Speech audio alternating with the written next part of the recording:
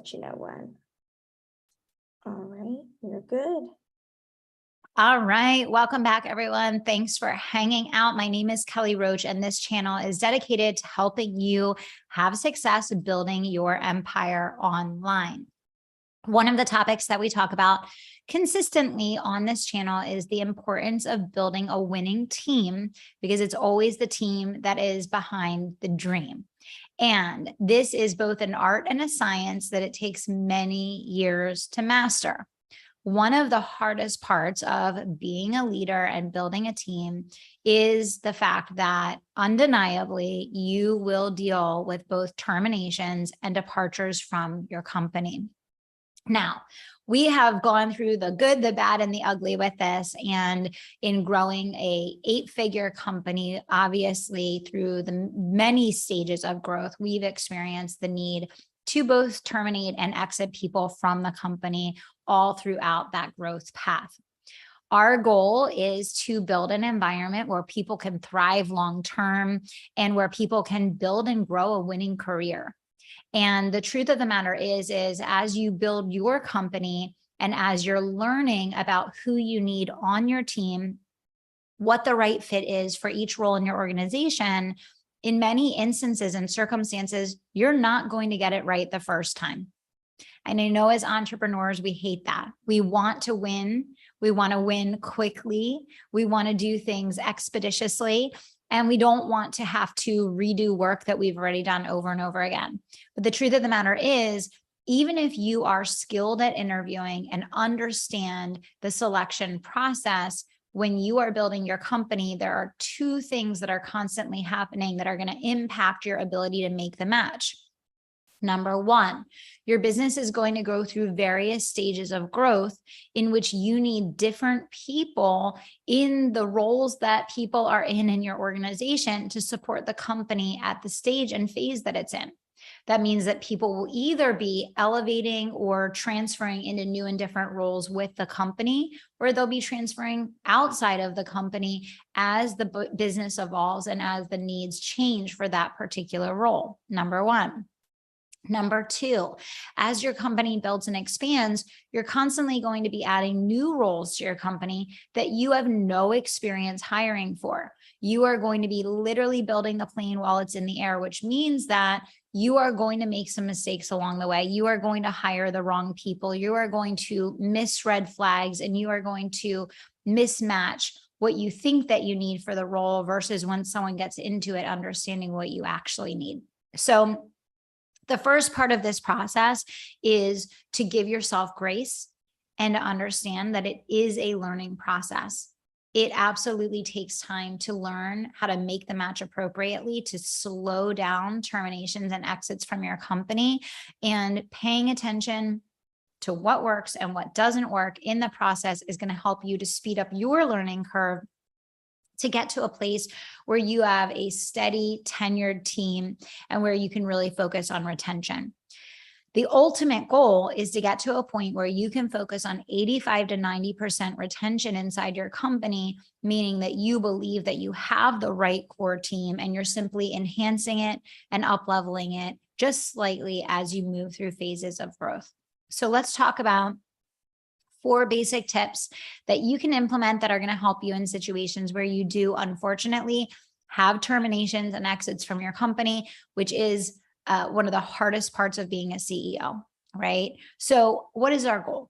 Our goal is that when someone leaves our company, that we can celebrate their contributions and thank them and send them on their way and have a positive departure on both sides, us and theirs. That's the ultimate goal.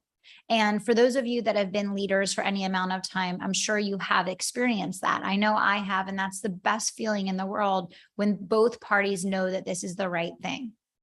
Unfortunately, that is not going to be the situation most of the time. There are certainly going to be situations where no matter how hard you try, or no matter how much you want that to be the case, it's just not.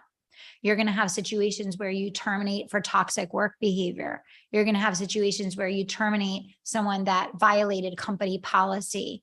You're going to have situations where someone does something that requires immediate termination. in which you're not able to celebrate anything that they would have done in the past, but in fact, you have to apologize to your team, for things that this person may have done that either put the company at risk or, created an environment that you are not supportive of with the other team members. I've experienced all of these things, by the way. But our goal is always that when someone does celebrate, we can thank them for their contributions, send them on their way positively, and wish them best of luck.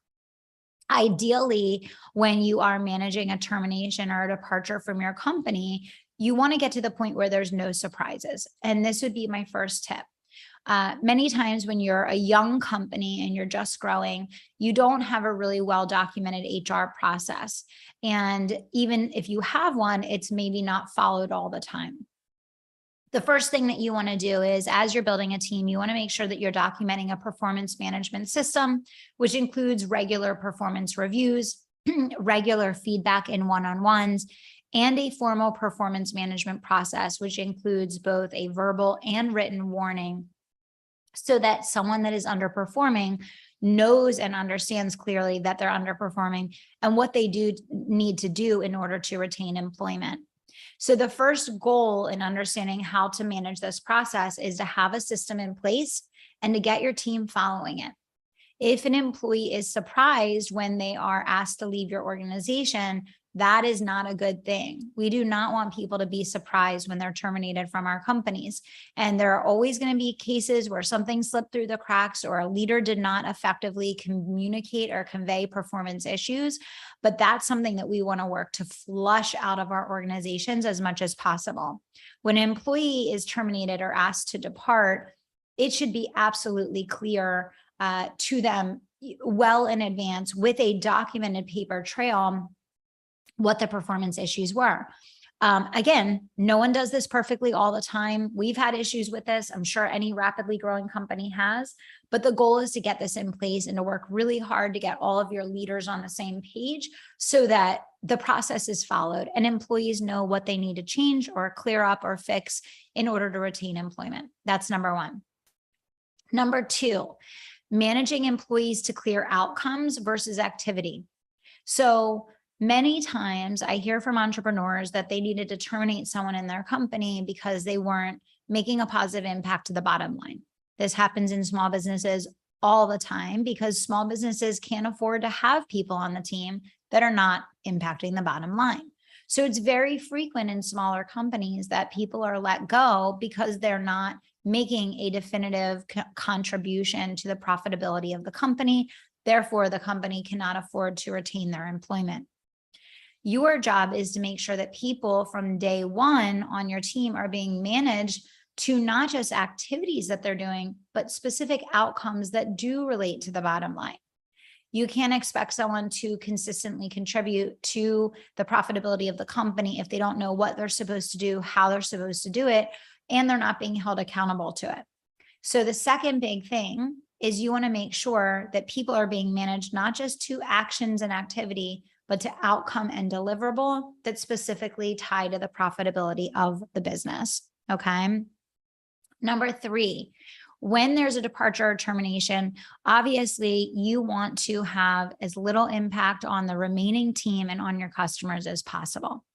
The goal is that if someone decides to leave on their own, that you can work with them and partner with them effectively on a smooth transition plan so that there is knowledge share and transfer of ownership in a positive and controlled manner that allows the other team members to begin to fill in and allows the customers to have a smooth transition. Again, not everyone honors this. Not everyone is willing to do this. And in some cases, you may not want to do this for whatever reason. Okay. Which means that it's important that you have redundancies in your company so that people can easily step in. And you need to have documentation, because if you don't have documentation in your company files of what this person is doing, who they're interacting with, what's going on with that customer, then it makes it almost impossible for someone else from the team to step in to assist. So you want to make sure that if at all possible, there's a smooth transition plan, including that person facilitating that transfer. If not, you want to make sure that there's at least documentation that can be shared so that people can effectively step in, right? Uh, when you really work hard to create an environment in which people know where they stand and what their performance is, ideally, if someone identifies that either this isn't the right culture for them, it's not the right fit for them, they're not on board with what the company is doing, or they don't feel like they can meet the performance metrics, they will many times raise their hand and decide to leave. And your job is to make sure they know where they stand, they have support and the tools and resources they need to impact their performance, and then give them the opportunity to make the choice to either decide to pursue another path or to decide to lean in and really, step up and get to where they need to be in their role. One of the final things that I'll say is that communication is important and really matters. And it takes a lot of practice to get this right. I know for my side of things, I've gotten it wrong so many times. Do you over communicate? Do you under communicate? Who do you communicate with? What do you communicate? You need to understand that when someone departs, you want to make sure that the rest of the team feels secure. You want to make sure that they know what the plan is. You want to make sure that depending on the circumstances in which someone left, that they understand why, right? And then you want to make sure that your customers are going to get ample support and coverage and resourcing to know that they're secure, that they're going to be taken care of, et cetera.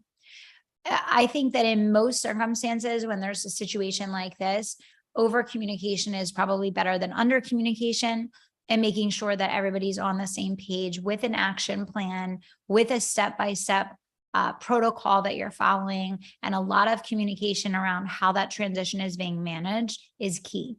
I think that's one of our biggest learnings as we've had to transition people out of the company, is that people really want to know what the plan is. They want to feel secure. They want to know the who, what, when, where, why, and how. And so making sure that you have a system in place for that is going to be absolutely huge.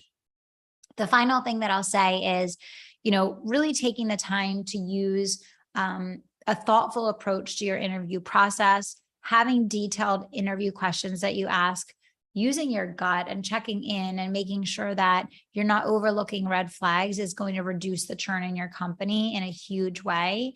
And really making sure that multiple people are interviewing key hires so that hopefully you can back each other up and not make a hiring mistake.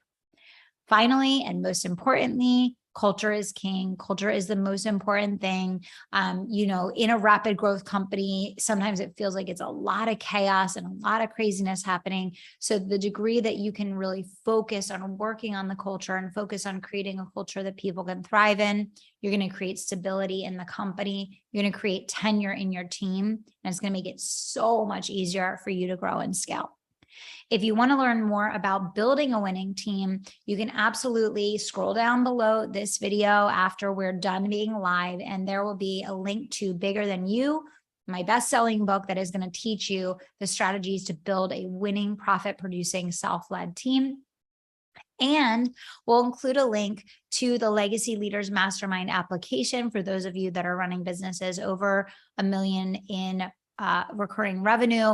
You will have the opportunity to apply to learn about our high-level mastermind that focuses on duplication, multiplication, and scale through team that positions your business to go from 7 to 8 figures and even beyond, as well as allowing you to step out of a producer role and into that visionary CEO. So thank you all so much for hanging out with me here today. Share down below in the video what your number one takeaway was from today's session. And if you have any requests for future content, share it down below. I love to hear from you guys. Thanks so much for spending a couple minutes with me on the channel today, and we'll see you back here soon.